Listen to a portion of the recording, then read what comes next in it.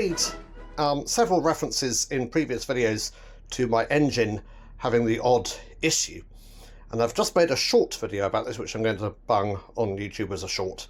But this is a longer form video in which I'm going to whitter on unendingly about specifically what was wrong with my engine and what I did to fix it.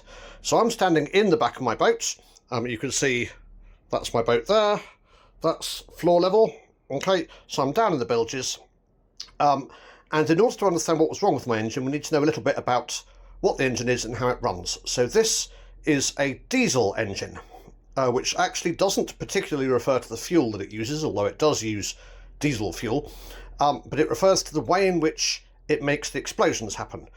Broadly speaking, an engine goes round and round because an explosion happens when the piston's at the top of a cylinder. The explosion goes boom and it pushes the piston down. In fact, there are 4 parts to the cycle. So the piston goes down first and sucks in air and a fuel mixture. Then it goes up, compresses it, makes it get terribly hot. The fuel goes bang, it pushes the piston down again, that's the power stroke, that's what makes it go round. And then finally the piston comes up again and pushes the exhaust gases out and down the exhaust pipe and off out into the atmosphere. So, with a petrol engine, petrol is quite volatile, which doesn't mean that it catches fire easily, although it does. It means that it turns into a gas easily. So with a petrol engine, an old-fashioned one, you have got a carburettor which mixes the air with petrol vapour before the air-fuel mixture is sucked into the engine. And then in order to make it go bang, you've got a spark plug which produces a spark at the top of the stroke, and then bang, off it goes. A diesel doesn't work like that. A diesel is not volatile in the same way. In fact, if you threw a match into a puddle of diesel, it would go out. The diesel would not catch fire. So the way a diesel engine ignites the fuel is to compress the air a lot. So the compression, the amount it squishes the air, is huge in a diesel engine. It makes the air get very, very hot. And then what you have to do is you have to squirt the liquid diesel in at very, very high pressure to atomize it, to turn it into like an aerosol. And you have to squirt it in at very high pressure when the air is very hot, and then it will go bang and make the engine go round. And to do that, we have got these things, and these are called injectors. We'll come to those in a minute. Now, when a diesel engine is cold, that's quite difficult to do because air doesn't hold a lot of heat energy and metal holds quite a lot of heat energy. So if you're trying to get air hot in a cold engine, it will generally, the heat will leak out of the air into the engine, make the engine very slightly hotter, and it won't want to start. So we've also got these things. These things, there's one in each cylinder, and they're called glow plugs. And what they do is, when you first start an engine, you turn the key to one side, and you get, on this particular engine, you get a sort of beeping noise, and it heats up the engine. They're literally just little heaters, heats up the chamber, so that when you, just for the first few turns, it's hot enough to make the diesel go bang, and then the engine is generally hot enough to run on its own. Now, we talked earlier about these injectors. Now, on a modern car diesel engine, what you do is you have a pump which pressurizes the diesel to a very, very high pressure, and then in the injector you've got a little solenoid, a little electric valve, and then you've got a computer that tells the valve when to open, and then the valve opens at exactly the right time to squirt in exactly the right amount of fuel, and off you go. That's useful in a car for a number of reasons, because when you'd like to actually inject the diesel, and also how much diesel you'd like to inject, is different depending on how fast the engine is going, and what the outside temperature is, and all sorts of other things that a computer can measure with sensors and adjust. Now, on a boat, that's a terrible idea for a number of reasons. Firstly, you don't want electronics down here where it's all damp and cold. And secondly, you want your boat engine to be pretty much indestructible. So the important thing is not so much is it efficient, is it reliable, and electronics intrinsically are not. So this thing has got a thing called mechanical fuel injection. And that's because this engine came out of a tractor originally and then was marinised by the company called Beta Marine. So it actually came out of a Kubota tractor. Now, with a mechanical fuel injection engine, this thing down here is a pump. and it pumps the diesel to a very high pressure, and inside there is a cam, a shaft, which is driven by the engine, and it's got little cams on it, and it goes around going bing, bing, bing, bing, bing, bing, bing, bing, bing, bing, bing, bing. Actually, not in that order, but never mind.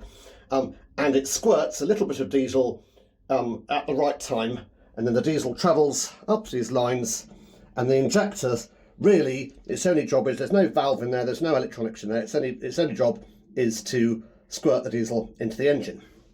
However, that's not quite the whole story, because each of these pipes to each of these 4 injectors is a slightly different length, which means that if you were to simply rely on the pump to provide the diesel at exactly the right pressure, it would be slightly different at this end, slightly lower, because you've got slightly more pipe to go through. Okay, and the fluids in pipes lose pressure as they go around corners and as they go through longer and longer pipes and so on. So actually what the injector does is a slightly different thing. The pump provides slightly higher pressure than you need, and the injector has got a regulator inside it which only allows diesel through at the pressure that you would like.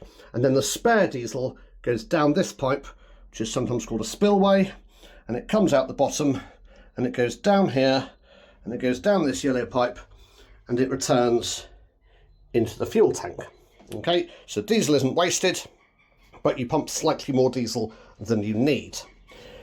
Now, that's all well and good, so long as your injectors are sound. Unfortunately, one of my injectors was knackered. So it was this injector that was knackered, and what it was doing was not metering the fuel properly. So too much fuel was getting through that particular injector, and so too much fuel was getting into the cylinder, and so the cylinder was pressurising more than it needed to, and it was actually pushing fuel up through the threads here until it sort of leaked out of the engine, sat around on the top of the engine, making it all horrible and smoky, and eventually leaking down between my legs there, down into the bilge, where there is a diesel collection pan, which is currently full of dirty diesel. Now, that's not great, and I suppose, you might say, well, aren't both engines terribly inefficient then? And they're not actually. Mechanical fuel injection can't do any of the clever stuff that computers do with, getting exactly the right amount of fuel at exactly the right amount of time. But you bear in mind that a car diesel engine has to work for maximum efficiency at absolutely all rev ranges, from very, very slowly to very, very fast. A boat engine doesn't need to do that. A boat engine spends nearly all of its life within the same 500 RPM band. So actually you can set up the injectors to be exactly the right size and have exactly the right nozzles, such that the engine is really efficient at one speed, and that's the speed that basically that you use. So we had this problem with the injectors, and I didn't know what it was, but you may have heard me reference the fact that the engine was really, really difficult to start. And the reason it was really difficult to start was that it didn't want to fire on this particular cylinder, so it would only start on 3 cylinders. And that meant that getting it hot enough to start meant it had to get really hot, which meant I had to run the glow plugs for a really long time, which meant they ended up burning out. So I'm really glad to have this fixed. It was fixed by a brilliant engineer called Steve Gudgeon. Sorry, my apologies, Mark. It was fixed by a brilliant engineer called Mark Gudgeon, who is a local man. You will see his signposts up and down the canal. Well worth calling if you need his help. And what he did was he took out all 4 injectors and quite quickly realised that one of them was loose and knackered. And he took them down to a company which tests injectors, and they discovered that, and that indeed, that injector was knackered. Now, a new injector is 200 quid plus VAT. So, just throwing in 4 new injectors would be, getting on for 900 quid's worth of parts, which I don't really want to spend. So all they did was they refurbished the injector, they put a new nozzle on it, possibly a new spring. It's now working beautifully, I'm told. I haven't actually tried starting it yet. This will be the first time since I've come back from work. So we're going to give it 3 or 4 seconds of glow plug, where I previously had to give it 30 seconds. And we're going to see if the engine starts and if it runs slightly smoother than it did before. So I'm going to climb out of the engine bay, excuse me. Ugh. Right, so we're going to give it 3 or 4 seconds of glow plug and see if it starts. 2, 3, 4.